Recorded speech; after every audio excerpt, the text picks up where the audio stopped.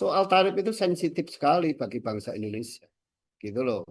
Nah, kalau kereta cepat, otomatis tarifnya tinggi. Kalau tarifnya tinggi, siapa yang membayar? Lebih baik pemerintah itu konsentrasi membangun pelabuhan-pelabuhan, baik pelabuhan kecil maupun besar, agar eh, mobilitas antar kepulauan itu bisa dilakukan secara lancar dan bisa mendorong pertumbuhan ekonomi di luar Jawa, khususnya di daerah-daerah kepulauan. Menurut saya tidak adil lagi kalau nanti kereta cepat itu menjadi beban negara seumur hidup. Tapi Pak, kalau dilihat dari Hmm. sekarang dengan adanya Wush yang ke Bandung ini kan sebenarnya juga masih minus ya Pak. Belum bahkan bisa dibilang untung, masih jauh dari target gitu. Tetap kok banyak yang lebih memilih naik travel ataupun naik kereta reguler dari Argo Parahyangan gitu misalnya.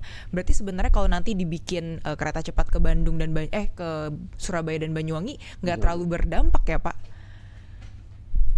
Saya kira eh, apa yang terjadi sekarang ini sudah saya perkirakan sebelumnya, ya, bahwa kalau kita pergi dari Jakarta ke Bandung bersama dalam satu rumah, dua tiga orang menuju ke suatu tempat tertentu, kita cenderung akan memilih menggunakan mobil pribadi. Karena apa? Kosnya pasti jauh lebih murah, bisa point to point, gitu. Hal yang sama juga akan terjadi di kereta cepat ini, gitu loh. Pula kita kan sekarang kan sudah ada tol Trans Jawa. Untuk apa membangun kereta cepat? Nanti kalau bangun kereta cepat Jakarta, Bandung, Surabaya, atau bahkan sampai Banyuwangi, maka satu tadi kereta regulernya juga akan mati.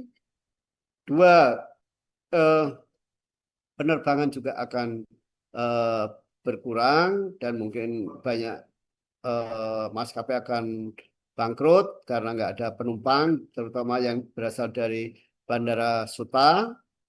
Yang ketiga, tol Trans Jawanya juga akan ke mengalami penyusutan traffic, sehingga investasi mereka mungkin baliknya akan lebih lama lagi, gitu. Dan ya fakta seperti yang di kereta cepat Jakarta Bandung ternyata tidak mampu memindahkan satu pengguna kendaraan pribadi, kedua pengguna travel, ketiga juga pengguna kereta reguler. Meskipun kereta reguler sudah dinaikin tarifnya, sudah dikurangi frekuensinya, tetapi tidak otomatis semuanya berpindah ke kereta cepat. Nah, ketika eh, apa semua ini sudah didesain untuk mendorong naik kereta cepat, tapi juga tidak semuanya mau pindah ke kereta cepat, sementara biaya operasional kereta cepat ini sangat tinggi, siapa yang harus tanggung? Menurut saya tidak adil lagi kalau nanti kereta cepat itu menjadi beban negara seumur hidup, gitu. Dan itu pasti akan terjadi. Akan terjadi beban seumur hidup, beban APBN seumur hidup, gitu. Nah, menurut saya sangat tidak adil lah untuk negara Indonesia yang sangat luas ini. Lebih baik pemerintah itu konsentrasi membangun pelabuhan-pelabuhan, baik pelabuhan kecil maupun besar, agar eh, mobilitas antar kepulauan itu bisa dilakukan secara lancar dan bisa mendorong pertumbuhan ekonomi di luar Jawa, khususnya di daerah-daerah kepulauan. Gitu. Oke, Tanpa ada pembangunan infrastruktur yang baik, terutama pelabuhan-pelabuhan, baik pelabuhan besar maupun kecil, maka luar Jawa, khususnya yang tinggal di daerah-daerah kepulauan ini, itu mereka akan mengalami pelambatan dalam hal pengembangan atau pembangunan ekonomi. Baik, ya Pak Dharma, terakhir nih Pak, kalau menurut Bapak sendiri Pak, apakah keputusan pemerintah ini memperpanjang jalur bus ini ke maaf ke Banyuwangi ini lebih bernuansa politis atau benar-benar sebenarnya ini memang kebutuhan yang memang masyarakat butuhkan gitu Pak untuk ada kereta cepat Jakarta sampai Banyuwangi ini Pak? Silakan Pak. Kalau kita belajar pada pembangunan kereta cepat Jakarta-Bandung, di mana keputusan politik itu, di mana keputusan pembangunan itu diputuskan lebih dulu sebelum ada kajiannya, sama juga yang di eh, Jakarta, Bandung, Banyuwangi ini. Itu hanya keputusan politik yang tidak didasarkan pada kajian ilmiah yang atau kajian akademis yang baik gitu. Saya ini pengalaman saya bukan sebagai seorang ahli, tapi sebagai seorang pengguna angkutan umum ya. Feeling saya tidak pernah lepas dari, tidak pernah meleset terkait dengan demand. Demandnya sangat kecil kalau bangun kereta cepat dari Jakarta, Bandung, Surabaya. Nggak usah jauh-jauh contohnya.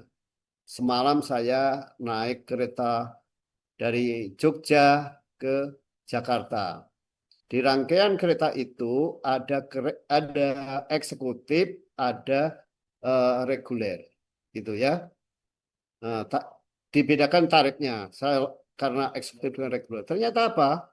Yang di premium itu relatif penuh, yang di eksekutif banyak yang kosong. Kenapa? Soal tarif itu sensitif sekali bagi bangsa Indonesia, gitu loh. Apalagi kalau misalnya eh, mau apa pergerakannya itu cukup rutin, entah bulanan, entah mingguan, entah 2 mingguan, mereka akan sangat sensitif terhadap tarif gitu. Nah, kalau kereta cepat, otomatis tarifnya tinggi. Kalau tarifnya tinggi, siapa yang membayar? Itu kan kita udah punya pengalaman Jakarta Bandung gitu ya. Kalau weekend eh, itu harganya tinggi, tetapi ya penuhnya weekend saja gitu. Coba kalau kita naik pada saat weekday, penumpangnya kan mungkin paling 50% aja dari kapasitas yang tersedia gitu. Hal yang sama itu akan terjadi di kereta cepat Jakarta, Bandung, Surabaya, Banyuwangi gitu.